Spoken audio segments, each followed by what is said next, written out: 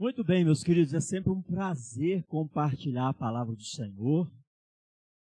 E essa palavra precisa ser lida por nós diariamente. Então fica aí, né? Um desafio para mim, para você e para nós, nos alimentarmos dia após dia da instrução de Deus para as nossas vidas. Eu gosto sempre de dizer e afirmar, e preste atenção nisso, que isso é importante. Toda vez que a Bíblia é exposta com fidelidade, não tenha dúvida nenhuma, é Deus falando com você.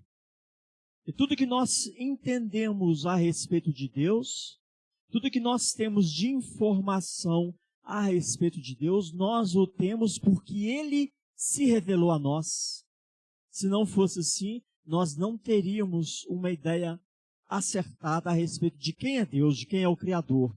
E aprove a Ele se revelar a nós e deixar a sua palavra registrada para a nossa educação na justiça. Então lembre-se disso. Toda vez que a Bíblia é exposta com fidelidade, é Deus falando aos nossos corações. E nisso implica uma outra coisa muito interessante. Você orou por mim essa semana? Nós precisamos ter o bom hábito de orar pelos pregadores do Evangelho, pelos pastores da igreja, né? Para que Deus continue capacitando, dando graça, para que venhamos aqui expor exatamente aquilo que a palavra revela, e nada de nós mesmos. E assim todos nós somos abençoados e agraciados por Deus. Amém, irmãos? Então lembre-se disso. Seja sempre orando pelos seus pastores, pelos pregadores da palavra, para que nós sejamos fidedignos ao que Deus revela. Que nossos conceitos, nossos achismos caiam por terra e somente a voz de Deus seja ouvida quando expomos a palavra de Deus. Então abra a sua Bíblia na segunda carta do apóstolo Pedro, capítulo 3. 2 Pedro, capítulo 3. Nós vamos fazer uma leitura nos versos 14 a 18 para meditação nessa noite. 2 Pedro, capítulo 3, versos 14 a 18.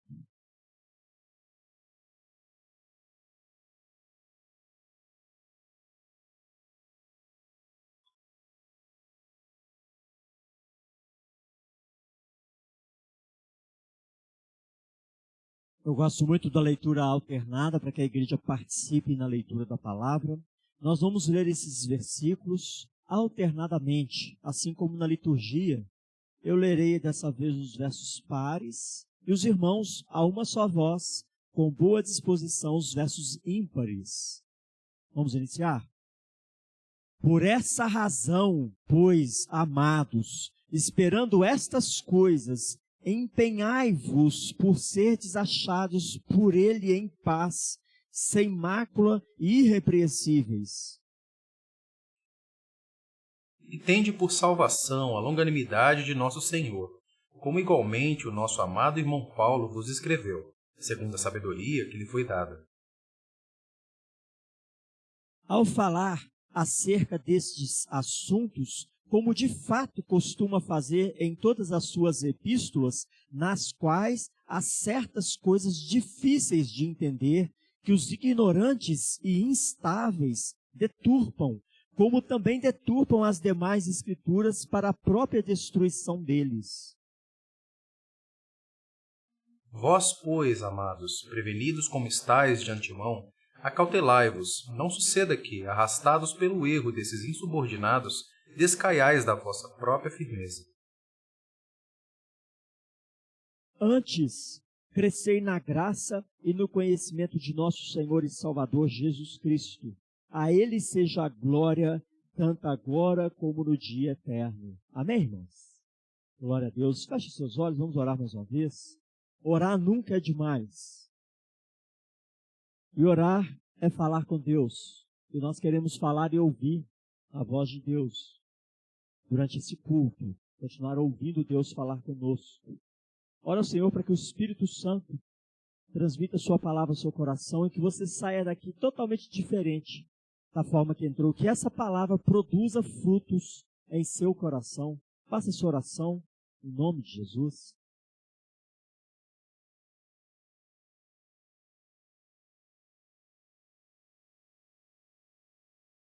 Pai, graças te damos pela tua palavra, é lâmpada para os nossos pés, luz para os nossos caminhos. Te louvamos, ó Pai, pela tua palavra, que é profunda, que é verdadeira, que nos instrui, que nos educa na justiça, que nos alerta e que nos mostra, ó Pai, as coisas vindouras. Te agradecemos por esse momento e te pedimos que teu Espírito Santo, em nome de Jesus, nos dê entendimento claro da sua vontade, abra o nosso entendimento e venha produzir bons frutos a partir da semeadura da tua palavra.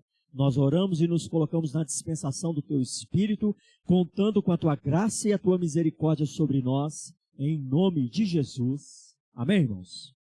Glória a Deus.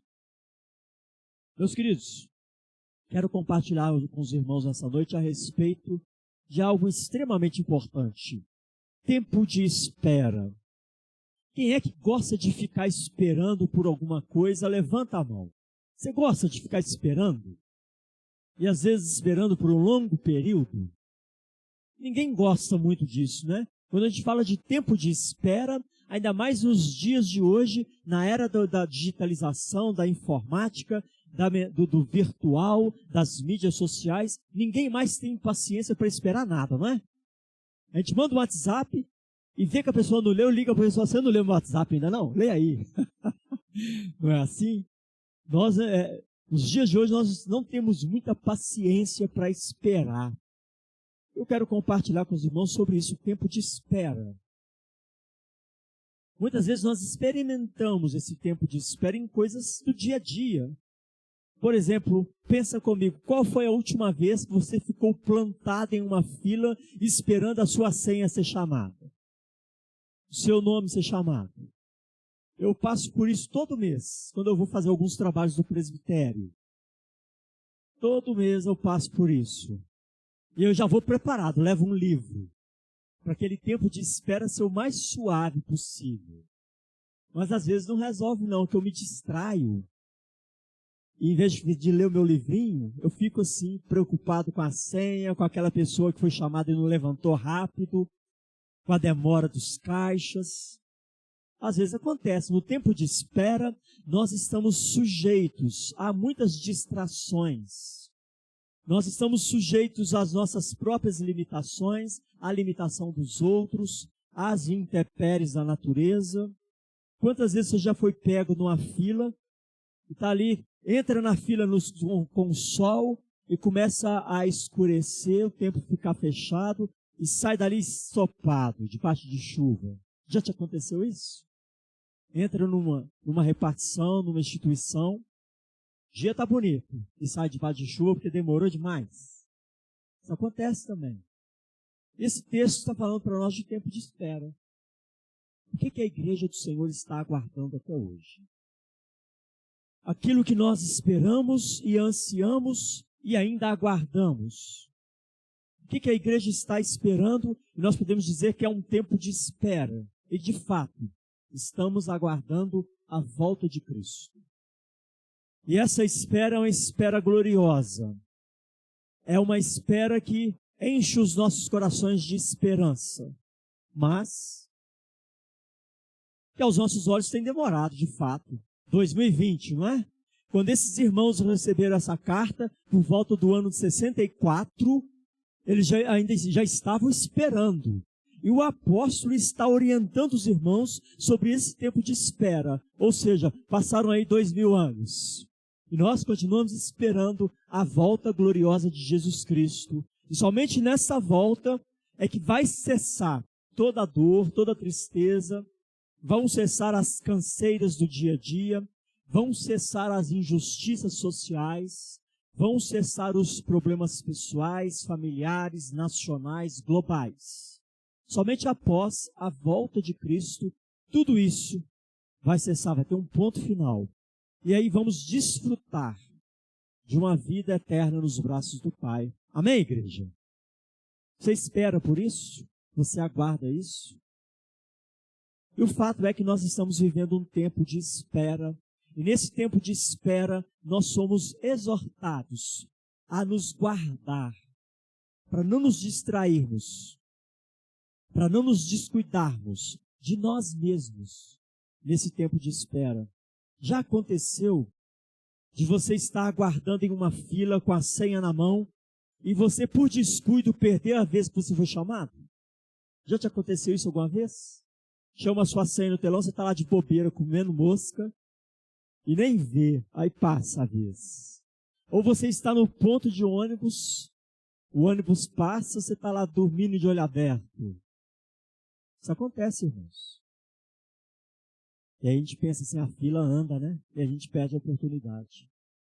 Isso acontece quando nos distraímos. E nesse tempo de espera no qual a igreja está vivendo, nós não podemos nos descuidar, nem com os nossos problemas pessoais, nem com as nossas limitações. Nós não podemos nos distrair com os problemas que nos cercam, e muito menos podemos nos tornar impacientes com o tempo de espera. O apóstolo está trazendo uma mensagem de encorajamento à igreja, que serve para os dias de hoje. A igreja, nesse período, por volta do ano de 64, estava passando por ameaças internas e externas. Por isso o apóstolo Pedro escreve duas cartas, 1 Pedro e 2 Pedro.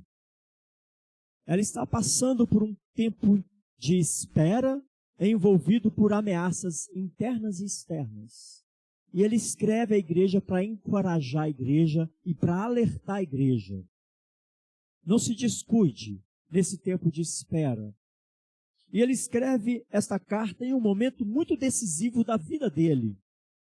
Você sabe qual momento é esse? Nós sabemos que essa carta foi escrita por volta do ano 64, 66, porque foi nesse período que ele foi executado. Ou seja, o momento no qual ele escreve à igreja, ele possivelmente está em Roma, próximo de sua execução.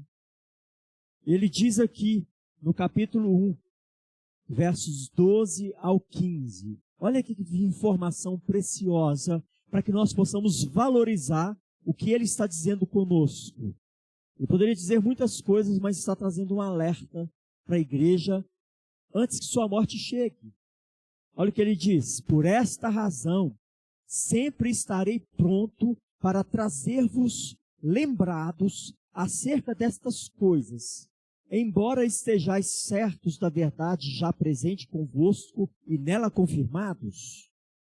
Também considero justo, enquanto estou neste tabernáculo, despertar-vos com essas lembranças. Ou seja, ele está dizendo, eu considero justo escrever para vocês enquanto estou nesse tabernáculo, ou seja, enquanto estou vivo. Eu estou escrevendo a vocês para despertá-los com essas lembranças. Por quê?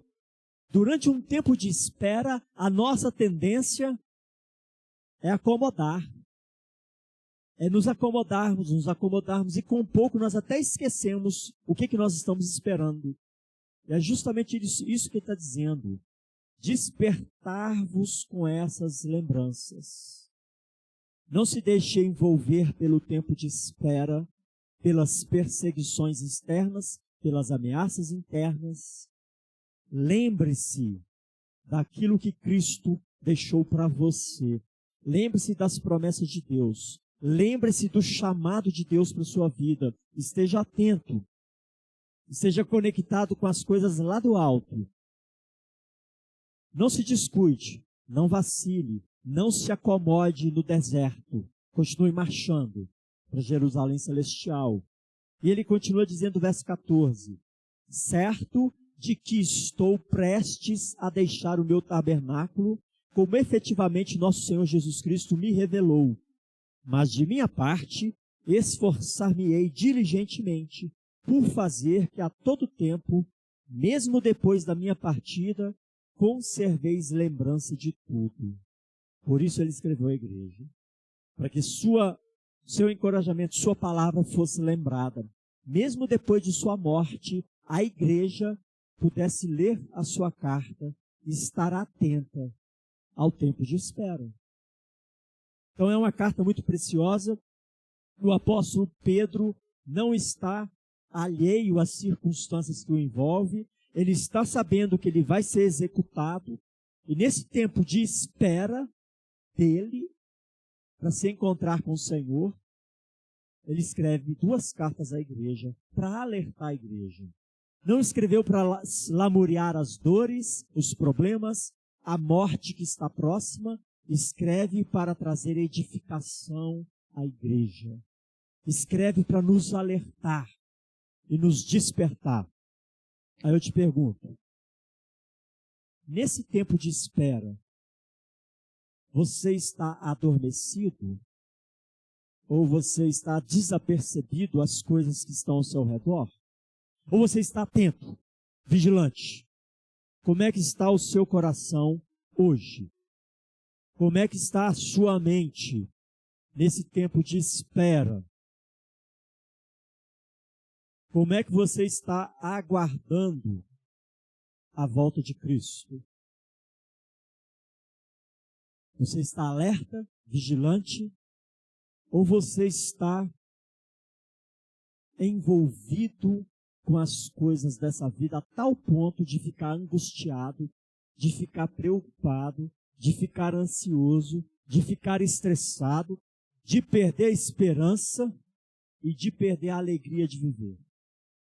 No tempo de espera, nós experimentamos tudo isso. Se nós nos descuidarmos de quem nós somos, de quem nós servimos e qual é o nosso destino eterno. As circunstâncias nos envolvem de tal maneira que nós somos absorvidos pelas dificuldades da vida. Nós somos tomados pelas provações da caminhada. E assim nós começamos a ficar desapercebidos, acomodados, inquietos, receosos e outras coisas mais. Esse tempo de espera é um tempo perigoso para aquele que está desatento ao que o Espírito diz à igreja, para aquele que está desatento àquilo que Deus revelou a nós. É um tempo de perigo, é um tempo de cuidado. E o apóstolo Pedro, ele continua nos dizendo verdades que são de extrema importância. Meus queridos, quanto tempo para mim e para você pode ser considerado um tempo de demora? Quanto tempo para você é um tempo suficiente para a volta de Cristo? Já parou para pensar nisso? Eles estavam há 64 anos depois da ressurreição de Cristo. Cristo havia ressuscitado, e 64 anos depois eles estavam recebendo ali uma carta do apóstolo alertando sobre o tempo de espera. Hoje nós estamos em 2020, muito mais tempo. Quanto tempo para você é tempo suficiente para a volta de Cristo? O próprio apóstolo, pensando nisso, ele alerta a igreja. Olha o que ele diz aqui na palavra do Senhor, nos versos 8 do capítulo 3. Capítulo 3, versículos 8 e 10. Esses versículos são o coração dessa carta. Pensando nisso, entendendo isso, ele alerta a igreja. Há, todavia, versículo 8, uma coisa, amados, que não deveis esquecer, que para o Senhor um dia é como 1000 anos, e 1000 anos como um dia. Então essa passagem de tempo ela é muito relativa para o Senhor, porque Ele é eterno. Um dia é como 1000 anos, e 1000 anos como um dia. Não retarda o Senhor a sua promessa, como alguns a julgam demorada. Pelo contrário, não querendo que nenhum pereça, senão que todos cheguem ao arrependimento.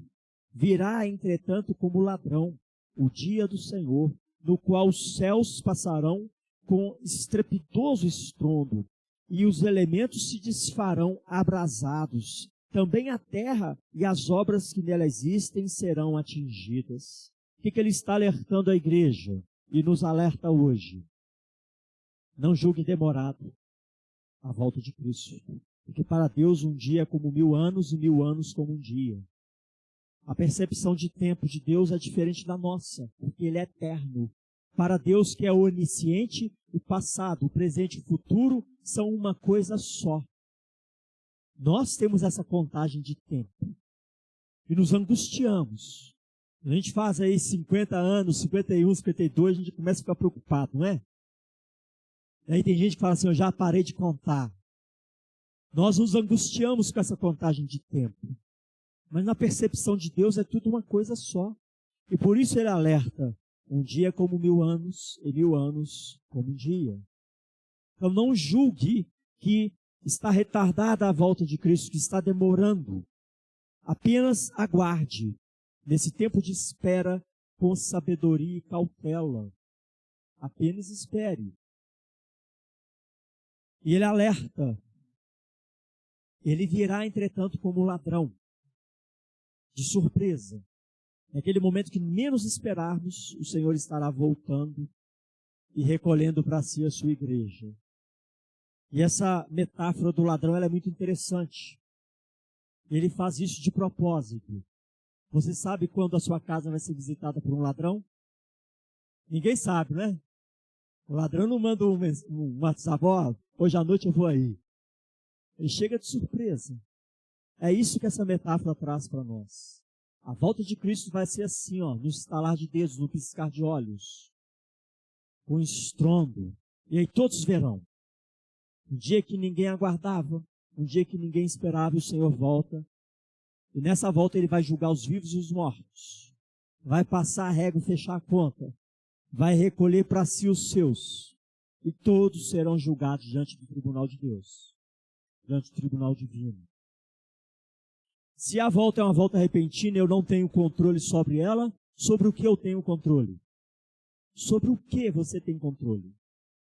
Sobre o tempo de espera. Faça o melhor durante esse tempo. Porque, como eu já disse, a nossa tendência é nos descuidarmos. A nossa tendência é nos distrairmos. A nossa tendência é de ficarmos impacientes. A nossa tendência é começarmos a pensar, será que é isso mesmo? Será que eu não estou esperando alguma coisa irreal? Ele estava ciente dessas preocupações. E ele mesmo já alerta a igreja no início da carta. Vamos voltar lá no capítulo 1. Olha o que ele diz. Cientificando a igreja, fica alerta. Porque a promessa que você recebeu não é promessa de homem, é promessa do Criador. Olha o que diz o verso 16 do capítulo 1. Como o apóstolo está sintonizado, está atento e é inspirado pelo próprio Deus para alertar a sua igreja. Porque nesse tempo de espera, nós temos a tendência de começar a duvidar. Será que é isso mesmo? Será que Jesus de fato existiu? Será que Jesus de fato vai voltar? Será que de fato eu faço parte da família de Deus? O tempo de espera provoca isso em nós, em nossos corações, em nossas mentes. E assim metemos os pés pelas mãos. E assim nos afastamos, nos desviamos. E assim nós somos sujeitos a muitas ameaças. Olha o que diz o verso 16, olha que coisa linda.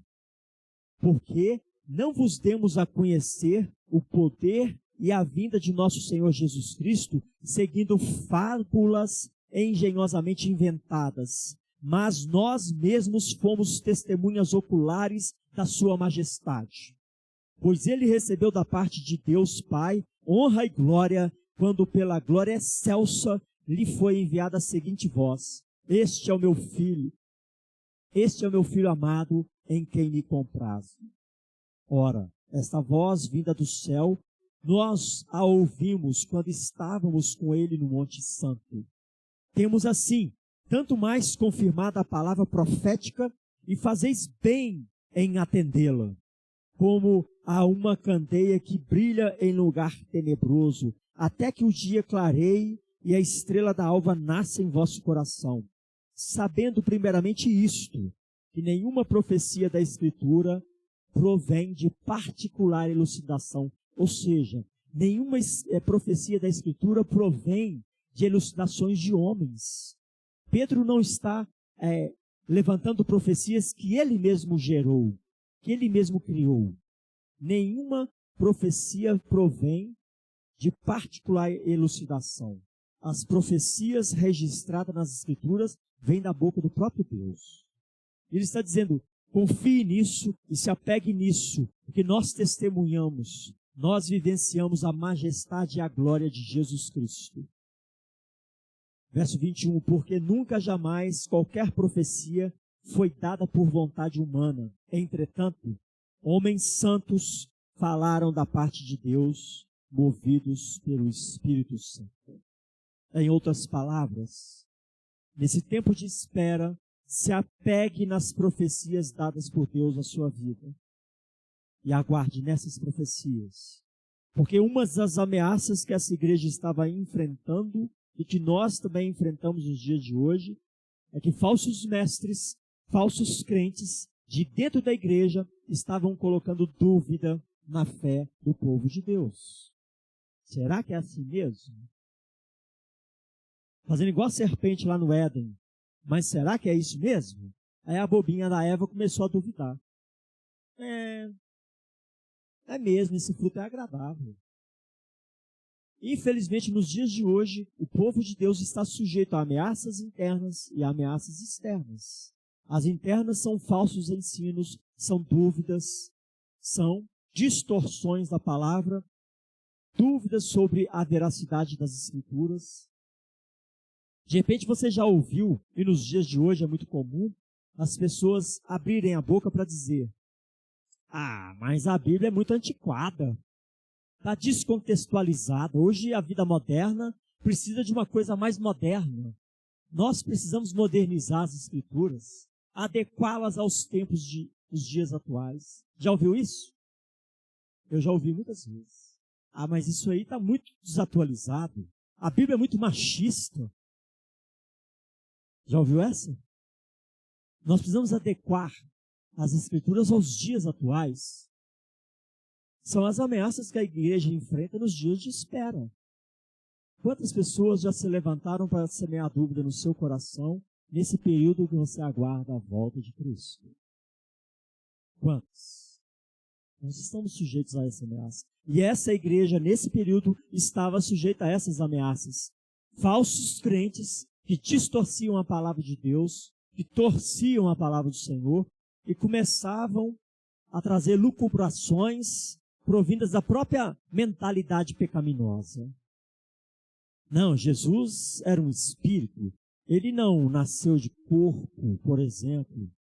Ele era um espírito. Não, Jesus era uma pessoa evoluída. Não foi o Filho de Deus que se fez carne. Não, Jesus era apenas um mestre. Não era Deus encarnado. Nós ouvimos isso até nos dias de hoje. E essas conversas surgem. E se eu estou de bobeira, se eu não estou antenado, se eu não estou conectado nas coisas lá do alto, eu começo a duvidar. E as circunstâncias me envolvem de tal forma que eu começo a viver a minha vida totalmente alheio a Deus, totalmente distante de Deus. E eu me perco nesse tempo de espera. E por isso ele orienta a igreja a lembrar tudo que foi ensinado por intermédio dos profetas, por intermédio dos apóstolos. Tudo que nos foi dado na autorrevelação de Deus. E os versículos que nós lemos, de capítulo 3, versos 14 a 18, é exatamente isso. Ele levanta essa questão dos problemas, mostra o porquê dele escrever a carta, mostra as ameaças que estão surgindo dentro e fora da igreja e diz, por esta razão, ou seja, diante de todas as promessas que Deus estabeleceu em sua palavra, diante desse tempo de espera, por esta razão, pois, amados, esperando essas coisas, empenhai-vos. Durante o seu tempo de espera, empenhe-se por ser achado por Cristo em paz, sem mácula e irrepreensível. Durante o tempo de espera, não é um tempo de passividade, não é um tempo de cruzar os braços, não é um tempo de ficar de bobeira. É um tempo de vigilância. de guardar sobriedade, de estar atento ao que se passa em nós e ao nosso redor. E nós precisamos nos empenhar por sermos achados por Cristo em sua volta em paz, sem mácula e irrepreensíveis. O que é ser em paz? O que rouba a nossa paz, o que quebra a comunhão com Deus é o pecado. Antes de Cristo havia inimizade entre o homem e Deus, havia uma guerra. Cristo veio para nos unir, nos reconciliar, para promover a paz entre nós e Deus, porque o pecado é inimizade contra Deus. Então, sermos achados em paz é sermos achados em comunhão com o Pai, não com a comunhão quebrada pelo pecado. Isso significa ser achado, encontrado em paz. Sem mácula, uma vida sem sequelas. O que deixa mácula na sua vida é o pecado. O crente não é perfeito, mas não é escravo do pecado. Nós temos total condição de dizer não para aquilo que ofende a santidade de Deus, porque nós não somos escravos do pecado. E quando nós pecamos, ainda que Deus nos perdoe, ficam as máculas, ficam as sequelas. Imagina uma noiva entrando para um casamento, e essa é uma metáfora que Deus se utiliza para comparar a igreja e Cristo, o casamento igreja e Cristo. Nós somos a noiva. Você já foi em um casamento no qual a noiva estava entrando com o vestido todo sujo e rasgado? Nunca, né? Eu nunca vi isso. De repente alguém inventa de fazer. Mas um crente que vive na prática do pecado é como uma noiva que entra toda rasgada e suja para as bodas. Essas são as máculas na vida do crente. Então nós precisamos ser achados como a noiva, os trajes, né, do noivado, perfeitos, lindos, branquíssimos, puros, sem mácula e irrepreensíveis. Uma pessoa irrepreensível não é uma pessoa perfeita, mas é uma pessoa que não dá razão para ser chamada a atenção. Isso é irrepreensível. Ou seja, eu vacilei, pisei na bola, reconheço meu erro, corrijo meu erro, peço perdão e largo. Eu não dou razão para ser chamado a atenção, porque eu corrijo a falha o quanto antes. Isso é ser irrepreensível. E todos nós temos essa condição, essa sobriedade dada por Deus para reconhecermos nossas falhas, ponderarmos e corrigirmos. Amém ou não amém? Todos nós temos essa condição. Então ele está dizendo, nesse tempo de espera, empenhe-se para ser achado em paz, sem mácula e irrepreensível. Então nós temos muito o que fazer nesse tempo de espera. Ele continua o verso 15. E tende por salvação a longanimidade. Ou seja, nosso Deus é longânimo. O pavio de Deus é um pavio longo. Ele tem paciência conosco, ainda bem, não é? Ou seja, e tende por salvação a longanimidade de nosso Senhor, como igualmente o nosso amado irmão Paulo vos escreveu, segundo a sabedoria que lhe foi dada. Nosso Deus é um Deus longânimo. Ele não passa a mão sobre os seus filhos. Não é complacente com o delito, com o pecado, mas ele é longânimo. É por isso que nós não somos consumidos pela justiça de Deus, porque ele é longânimo.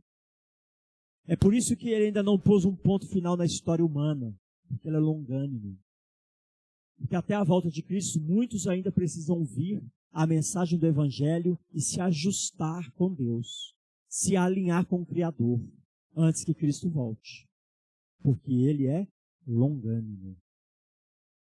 Deus não tem prazer na morte do ímpio. Deus tem prazer na morte do justo. Não do ímpio, não. E ele continua dizendo no verso 16. Esse verso 16 é muito interessante. Ele cita o apóstolo Paulo ao falar acerca desses assuntos, como de fato costuma fazer em todas as suas epístolas ou cartas, nas quais há certas coisas difíceis de entender, que os ignorantes e instáveis deturpam, como também deturpam as demais escrituras, para a própria destruição deles. O que ele está citando? Ele está citando essas pessoas que, se dizendo crentes, pegam a Bíblia e distorcem a Bíblia. Ele diz, por mais que o apóstolo Paulo, em suas cartas, tenha ensinado coisas difíceis de entender, ainda assim tem pessoas ignorantes, desprovidas de conhecimento, que deturpam não só essas coisas difíceis, como todas as escrituras, todas as profecias. Então ele está alertando a igreja os perigos internos. Pessoas que torcem a palavra, que distorcem o ensino, que trazem coisas próprias como palavra de Deus e ficam deturpando a consciência do cristão. Ficam trazendo pensamentos e ideias ou achismo que não tem nada a ver com a revelação de Deus. São estes, ignorantes e instáveis, que deturpam a palavra do Senhor, ignorando de fato que eles estão semeando para a sua própria destruição. A palavra de Deus, ela repreende, ai daquele que mover um Y ou um tio da minha palavra. Ai daquele que torcer a minha palavra. Então eles estão semeando para a própria destruição. O alerta de Pedro não é para o ímpio, é para o crente. Eu preciso estar atento a esse tipo de comportamento. O que você tem ouvido como palavra de Deus é de fato palavra de Deus? Será que você não tem dado ibope para falsos mestres e falsos ensinos? Quem sabe até contribuído isso nas mídias sociais? Compartilhado? Mandado? Então ele está dizendo, cuidado com esses que deturpam, com esses que são instáveis. Ou seja, o que é uma pessoa instável? Ora é crente, ora não é crente. Fica brincando, zombando de Deus. E depois quer abrir a boca e falar de Deus. São esses que deturpam a palavra do Senhor. Verso 17 continua, vós, pois, amados, prevenidos como estáis de antemão. O que ele está dizendo? Você já foi prevenido, você já foi educado na justiça. Veja todo o ensino que você recebeu da parte do apóstolo Paulo, da parte dos profetas. Você já foi prevenido de antemão. Então você não vai ter desculpa, eu não sabia. Ele que está dizendo, vós amados, como estáis de antemão prevenidos, acautelai-vos. Não suceda que, arrastados pelo erro desses insubordinados, descaiais da vossa própria firmeza. Esse tempo de espera precisa ser um tempo de cautela. Eu preciso estar prevenido, atento ao ensino das Escrituras. O próprio Jesus nos disse e afirmou que nos últimos dias nós viveríamos e presenciaríamos coisas muito difíceis, dificuldades, o amor se esfriaria, haveria mortes entre famílias, entre familiares, haveria rumores de guerra, haveria escassez, haveria injustiça de todo tipo. A palavra já nos alerta isso, de antemão. O que ele está dizendo? Acautelai-vos. Existem ameaças internas, existem ameaças externas. Não se deixe descair da fé por causa desses perigos. E aqui ele cita os insubordinados. Quem são esses? Quem são os insubordinados? Aqueles que não se submetem à palavra de Deus. Sejam crentes, falsos crentes, ou pessoas que rejeitam a Cristo. Eu não posso dar ouvidos a essas pessoas, porque eles vão abalar, vão abater, vão colocar dúvida, e eu vou descair da fé, do bom ensino. Eu vou começar a ser influenciado e contaminado por ideias torcidas, distorcidas, infundadas, humanas. Ideias baseadas na cobiça, na ganância ou na vaidade do próprio homem. Portanto, não seja arrastado pelo erro desses insubordinados. Não caia da sua própria firmeza. Quando nós somos influenciados por essas ameaças, nós caímos da firmeza da fé. Como é que está o seu coração hoje? O que tem falado mais alto no seu coração? Você está firme na esperança da volta de Cristo? Você está firme no ensino das Escrituras? Nenhum de nós pode dizer que está pronto. Está totalmente prevenido. Nenhum de nós. O nosso papel hoje, aqui agora, nesse tempo de espera, é termos cautela. E mais que isso.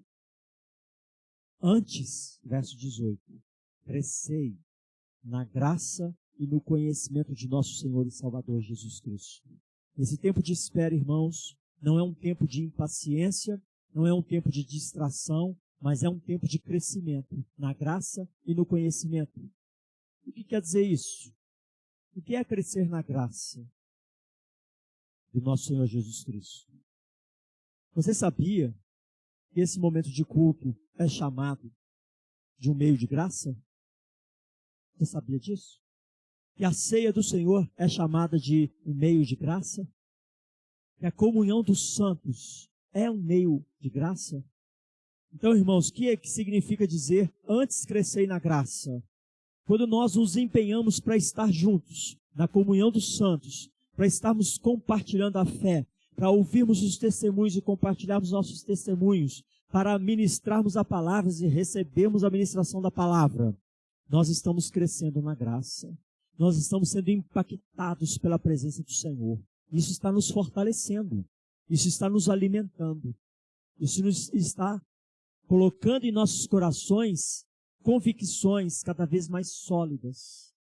É isso que significa crescer na graça. Quando nós recebemos mais de Deus, a graça do Senhor, mais firmes nessa graça nós permanecemos. E não tem outra coisa que vai te sustentar no momento de crise, senão a graça de Deus. Ainda que você entenda muito bem, o seu coração se abate.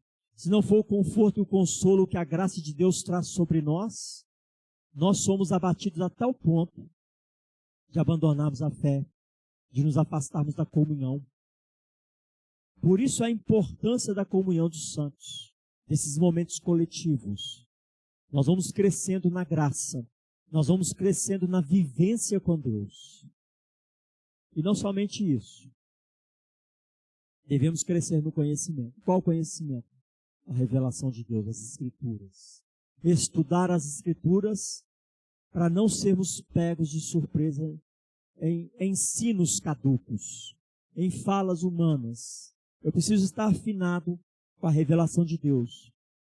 Eu preciso estar atento ao que de fato a Bíblia ensina sobre fé, sobre salvação, sobre santificação, sobre o viver do cristão, sobre igreja. Eu estou ciente do que a Bíblia revela e ensina sobre isso? É nisso que eu preciso crescer. Isso é crescer no conhecimento de Cristo, naquilo que Ele revela para todos nós. Então, nesse tempo de espera, quando você está na fila da vida com a sua senha, esperando Deus te chamar, esteja crescendo na graça e no conhecimento de Cristo. E somente esta graça e esse conhecimento vão nos livrar dos tropeços que a vida vai apresentar. Somente essa graça e esse conhecimento vão nos livrar das falácias de pessoas insubordinadas, pessoas que não se submetem a Cristo, pessoas que não têm parte na fé de Cristo. Irmãos, como é que está o seu meio, o seu convívio social? De quem você está se cercando? De onde você está tirando alimento para a sua fé? A fé ela pode se robustecer ou se enfraquecer. Por isso ele diz, para que não descaiais da firmeza da fé, da sua própria firmeza. A fé, ela é elástica. Tanto pode crescer quanto pode diminuir. Como é que está a sua fé? Como estão as suas convicções no ensino da Bíblia? Nos dias de hoje, nos dias que nós vivemos, muitas são as vozes que tiram o mérito e o crédito das Escrituras como palavra de Deus. Muitas são as vozes que até com muita argumentação e até com muita razão estão tentando nos fazer descair da firmeza da fé. Como é que está o seu coração nesse tempo de espera? Onde está firmada a sua alegria, a sua esperança? O certo é que nós vamos continuar esperando a volta de Cristo. Não sabemos por mais quanto tempo, mas sabemos o que podemos fazer nesse tempo de espera. Por esta razão, pois, queridos irmãos, crescei na graça e no conhecimento de nosso Senhor e Salvador, Jesus Cristo, para que você não descaia da firmeza da sua fé, e além disso, para que você seja um instrumento de Deus na vida de outros. Quantas pessoas você conhece que estão atormentadas pelos problemas da vida, que nesse tempo de espera estão confusas, estão amedrontadas, estão ansiosas, estão angustiadas, porque não conhecem a luz do Evangelho de Cristo. Porque estão sendo massacradas por esse mundo que jaz maligno. Quantas pessoas você conhece? Ou seja, antes precisamos crescer na graça e no conhecimento, não só por nós mesmos, mas para sermos um instrumento de bênção na vida dos outros. Eu só serei esse instrumento se eu estiver firme em Cristo, firme em sua palavra. E assim nós teremos condição de iluminar as trevas que estão envolvendo tantas pessoas que nós amamos, tantas pessoas que estão próximas a nós. Amém, irmãos? Então, antes de qualquer coisa, cresça na graça e no conhecimento. Porque o tempo de espera continua. Não sabemos quanto, mas sabemos o que devemos fazer nesse tempo de espera. Não se distraia. Fique firme na palavra. Continue crescendo na graça e no conhecimento e seja luz, seja bênção na vida das pessoas que estão ao seu redor, para louvor e glória do Senhor. Amém, irmãos? Feche seus olhos. Diante do que foi exposto, seja sincero e faça outra oração. Diante do que foi elucidado, como você está esperando a volta de Cristo? O que você está enfrentando, ou o que você enfrentou porque você descaiu da firmeza da fé, da sua firmeza. Ora ao Senhor com sinceridade, coloque a sua vida diante do altar do Senhor. Ele é o grande interessado na sua caminhada. Faça essa oração sincera. Coloque o seu coração diante do Senhor. Feche os seus olhos, faça essa oração.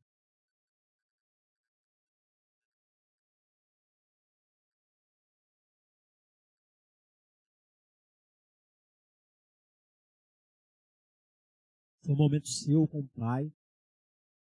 É um momento pessoal de entrega. Quem sabe de reconciliação. Quem sabe de renovação. É você que sabe, você e o Pai.